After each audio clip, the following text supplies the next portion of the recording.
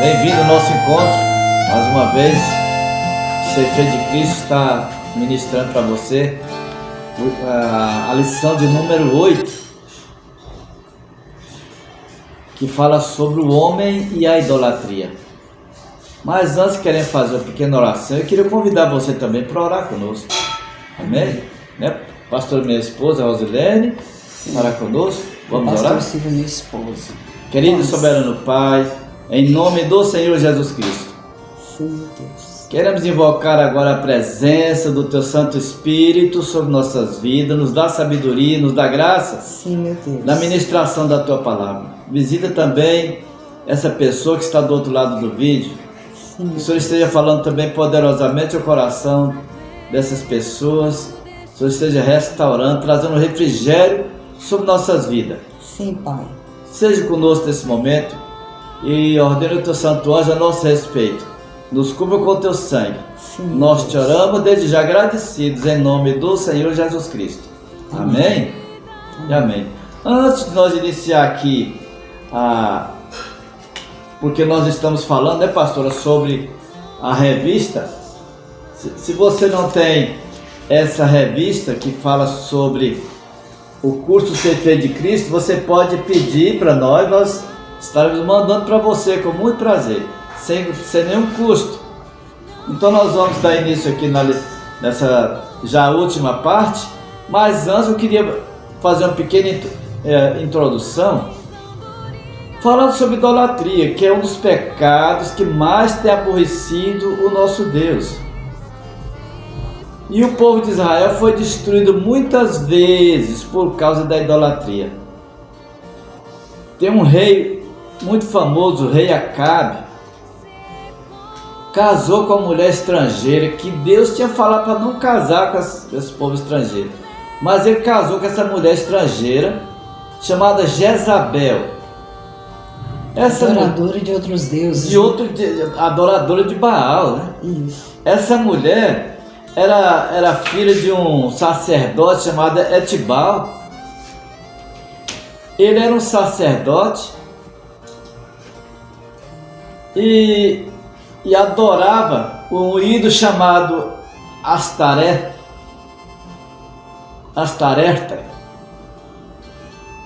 e chegou a matar o irmão para apoderar do reino. Agora, ele era do reino de Tiro, mas se você observar lá em Ezequiel, você vai ver, aliás, que esse Tiro, que era uma cidade, Deus até compara essa cidade. Ele começa falando de Tiro, depois ele entra já falando diretamente com o diabo, que o diabo estava representando aquilo ali. Então, esse Acabe foi um desastre, o reinado deles. Chegou a ponto de nem ter mais culto para o Deus de Israel. Não tinha mais culto, porque Jezabel, mulher dele, é que comandava, tinha 850 profetas. Verdade. De Baal. E assim o povo já não sabia mais quem era o Senhor. Foi necessário Deus levantar Elias e chamou esse povo lá no Monte Carmelo. Falou com Acabe, reúne os judeus, reúne lá, e lá vai ficar sabendo quem é o Deus verdadeiro. Israelitas, pastor, porque Acabe reinava o reino do norte, que era o nome de Israel. Então, quando chegou lá, foi necessário eles mandar matar aqueles dois bezerros, um para os profetas de Baal e outro para Elias. Elias falou: olha, hoje vai ficar sabido quem é o Deus de Israel. Vocês estão cocheando em dois pensamentos. Hoje vai ficar sabido se é Baal ou se é o Senhor. E eu vou lançar um desafio aqui para os profetas. Nós vamos matar os dois bezerros e vamos colocar em cima do altar. O Deus que responder com fogo é o Deus de Israel. O povo estava tão cego que falaram: essa proposta é muito boa. Tá vendo? É muito boa. Os profetas de Baal ficaram até depois do meio-dia, cortando o corpo com lança e chamando para Baal, onde é que estava Baal, gritando. Elias começou até a zombar deles, fala mais alto, porque às vezes ele está dormindo, foi passear, tá vendo? Mas eles gritaram até não ter mais jeito. Elias, agora é comigo. Elias consertou o altar do Senhor, que disse que estava caído, desmantelado.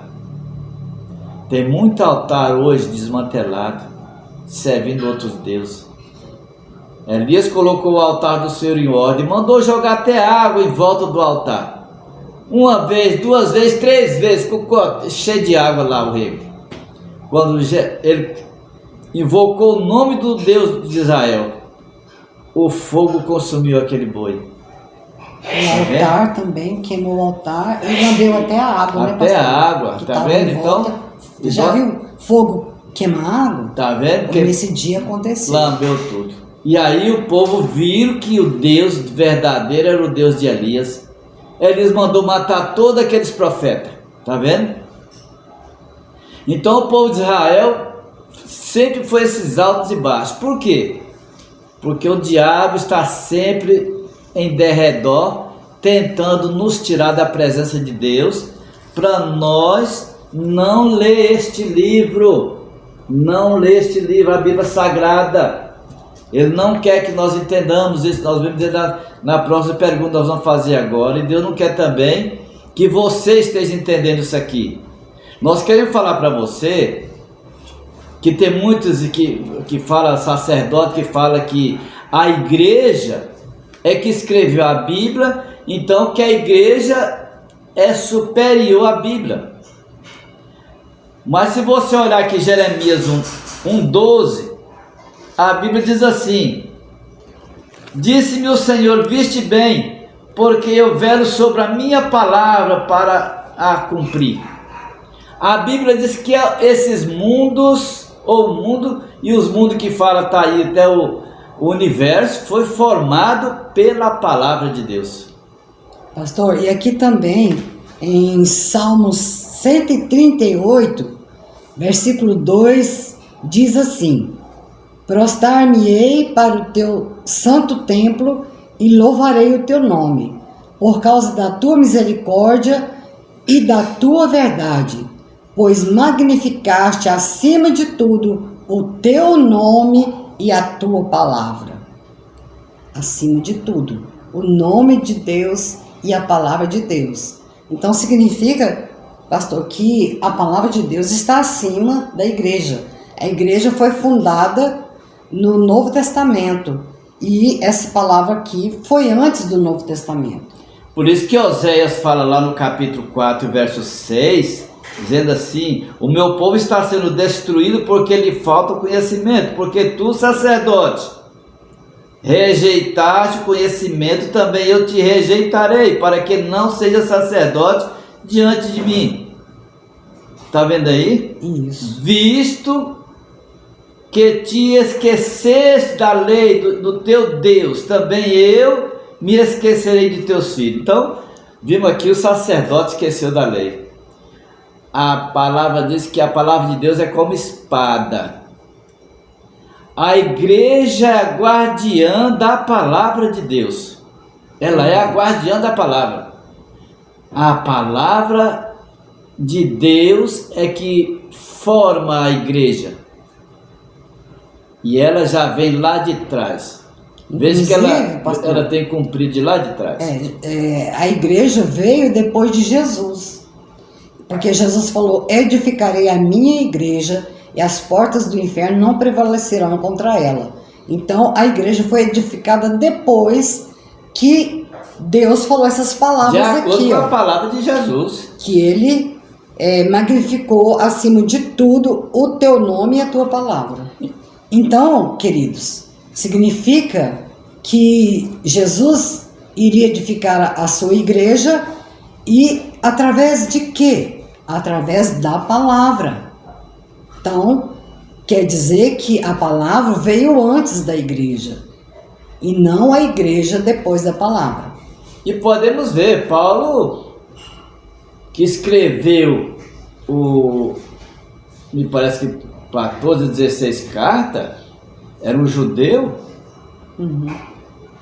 e ele escreveu para Roma, então não foi a igreja, foi Paulo que escreveu, a igreja estava sendo formada, Paulo escreveu, a igreja lá, os romanos só fizeram copiar o que Paulo escreveu. Verdade. Quem escreveu foi um judeu, Pedro escreveu, foi Pedro que escreveu, não foi um sacerdote romano. Então o sacerdote romano não tem nenhuma autoridade sobre a palavra de Deus. A igreja não pode ser católica, pode ser crente, do cristão que for. A igreja é a guardiã da palavra e não superior à palavra.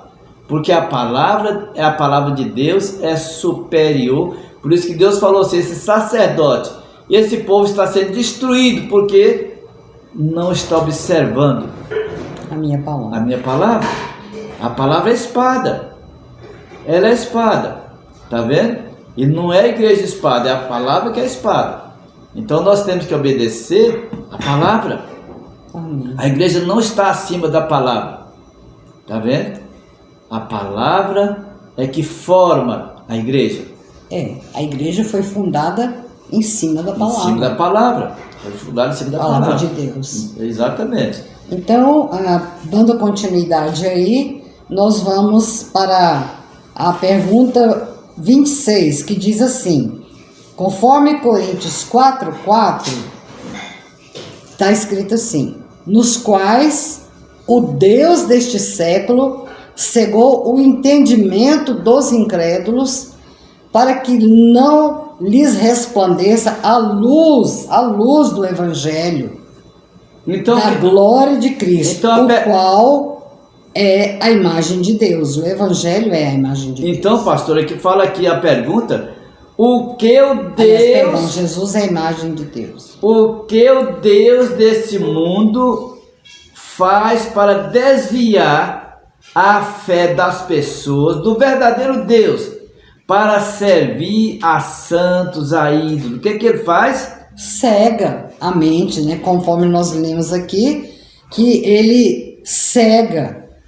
O Deus deste século cegou o entendimento, os olhos do entendimento, para que não lhes resplandeça a luz do Evangelho. Então, o Deus desse mundo, quem governa esse mundo é o diabo, porque Deus, aliás, o homem, Adão e Eva, eles perderam o governo da terra e foi entregue ao diabo. Não, o mundo não é do diabo, mas o governo do mundo é do diabo. Então, você viu aí que o diabo cegou a mente das pessoas. Ele não cegou a pessoa, como já falamos anteriormente, ele não cegou para roubar, para matar, para ficar drogado, para fazer tudo que não presta. O diabo não cegou ele para isto. Cegou ele somente para ele não entender este livro. Verdade. Para ele não ler este livro, ele tem preguiça de ler esse livro. Dá a sonolência dele na hora que ele vai ler este livro. O diabo não quer que ele entenda este livro, porque se ele entender este livro, ele vai servir o Deus verdadeiro, e o diabo quer que você vai morar com ele. O diabo quer que você vai morar com ele. E você observar aqui, o nosso inimigo se transforma. Você sabia que ele transforma? De que ele transforma? Então, olha aqui, pastor, o que está escrito em 2 Coríntios, capítulo 11, verso 14.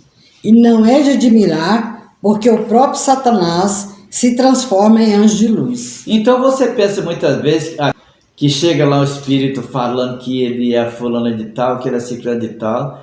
A Bíblia fala para nós provar os espíritos.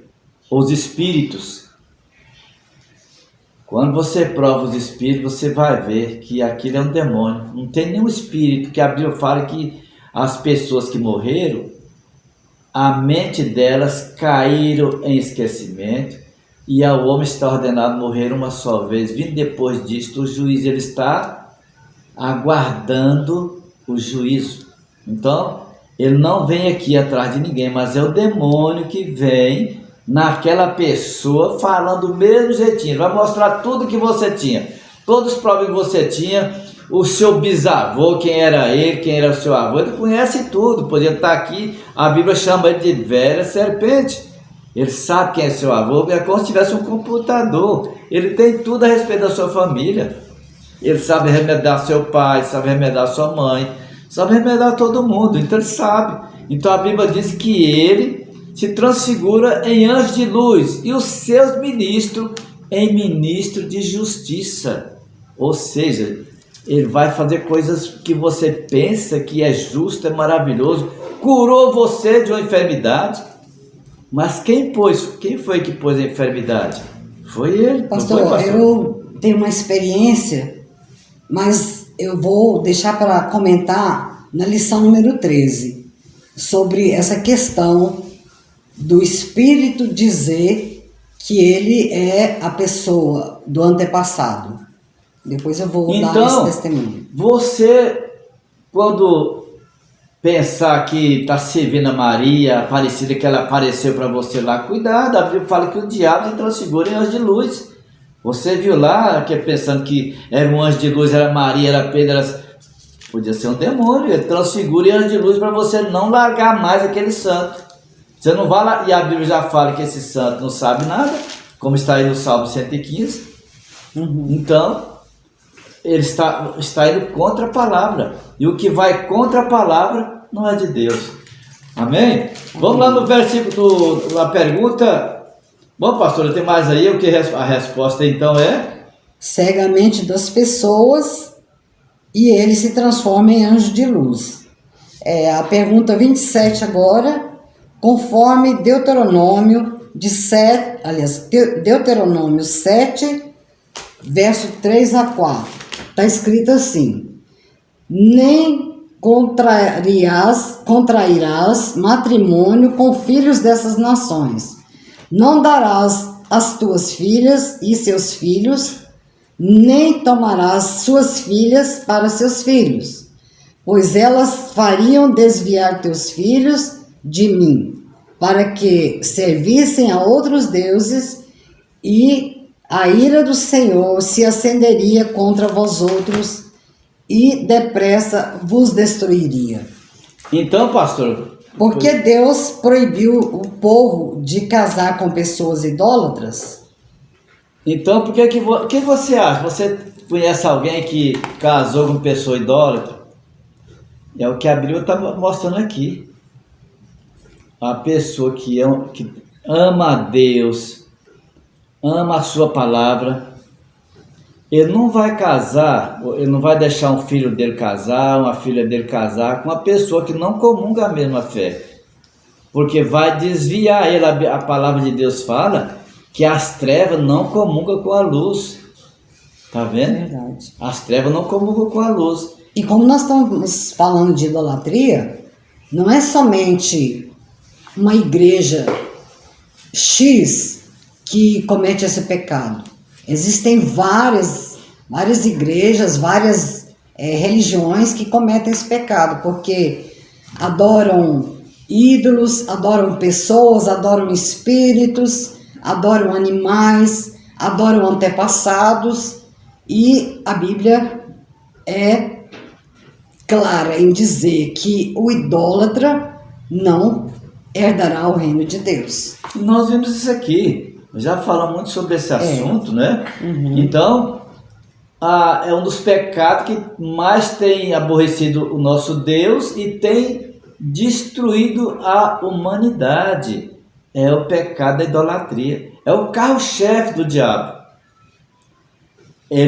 Você pode ser um idólatra através do jogador, que você adora esse jogador, um filho, o dinheiro, o seu talento, que você se considera um advogado, um doutor, um médico, que você pensa que você é o único que sabe tudo aquilo ali. Tem muitas coisas que nós colocamos na nossa vida diante de Deus. No lugar de Deus, né? Sou eu que faço isso, eu que sei fazer aquilo, eu que faço aquilo outro. Você é idólatra você mesmo, tá vendo? E assim você não depende mais de Deus. Mas Jesus Cristo falou lá em João capítulo 15, verso 5. Sem mim, nada podeis fazer. Você não pode nem no vaso defecar, se Deus não permitir. Amém. Nós, nesse mundo aqui, nós dependemos de Deus 24 horas, até a nossa respiração. Se nós ficarmos sem respirar 5 minutos, já morremos. Tá vendo? Então, pastor, de acordo com a pergunta aí, por que Deus proibiu seu povo de casar com pessoas idólatras? A resposta é: para não se desviarem do Senhor e dos seus ensinos. Então, você que tem uma imagem na sua casa, é bom você pôr ela diante de Deus. Põe isso diante de Deus. Põe diante de Deus, Deus vai te mostrar. E não fica olhando somente, só olhando assim, como você já viu um cavalo de carroça. Ele tem uma coisa que chama tapa aqui, que é só ver só nessa direção. Ele não sabe olhar de lado, não sabe olhar para trás, só nessa direção. Você não pode ser igual ao cavalo de carroça. Você é o ser humano. E a Bíblia fala que Deus nos criou e nos deu raciocínio para nós discernir as coisas. Então, o GPS de Deus é isso aqui, é a palavra de Deus. Adquira a Bíblia, lê a Bíblia, principalmente o Novo Testamento. Conheça a Bíblia, foge dessas coisas, porque a Bíblia fala que esses idólatras não vão herdar o reino de Deus. Apocalipse 21, 8. Que quem foi idólatra vão para a segunda morte, que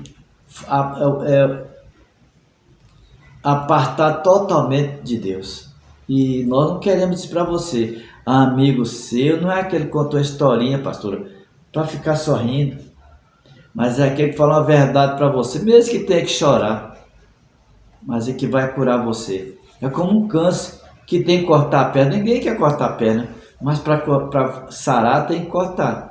Então há muitas coisas nesse mundo que é como um câncer. Nós temos que dar um final naquilo ali. Então você é uma pessoa preciosa, amamos você. Você que anda pregando com imagem para cima e para baixo, pensando que Deus vai agradar, e você não quer largar o seu salário às vezes por causa disso. É melhor você comer pão e água, mas e morar com Jesus. Morar Eternamente. com Deus, eternamente, porque essa vida aqui ela passa rapidinho. Ontem eu era criança, eu me lembro ainda que eu usava um shortinho, andava até sem roupa. Eu hoje já estou com 70 e tantos anos. Daqui a pouco eu estou indo embora. Amanhã é você. Amanhã é você. E passa rápido, você nem vê. Então, vamos buscar, a Bíblia fala para nós buscar Deus em primeiro lugar. Buscar o Senhor e a sua justiça, como está lá, Mateus 6. E também ele diz buscar o Senhor enquanto é tempo. Enquanto é tempo, lá porque está. vai passar o tempo, vai acabar Busca o tempo. Deus e a sua justiça em primeiro lugar. As outras coisas vêm depois. Nós queremos encerrar aqui fazendo a conclusão, pastor. Como é que está a conclusão? Desde a antiguidade, o diabo quer ser reverenciado igual ao Senhor Deus, conforme Isaías 14, de 12 a 14. E ainda incentiva o ser humano a ser igual a Deus.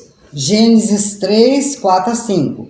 De acordo com Mateus 4, de 8 a 10, o diabo ofereceu o reino deste mundo para o Senhor Jesus, se ele se prostrasse diante dele e lhe adorasse. E é assim que ele faz com os idólatras.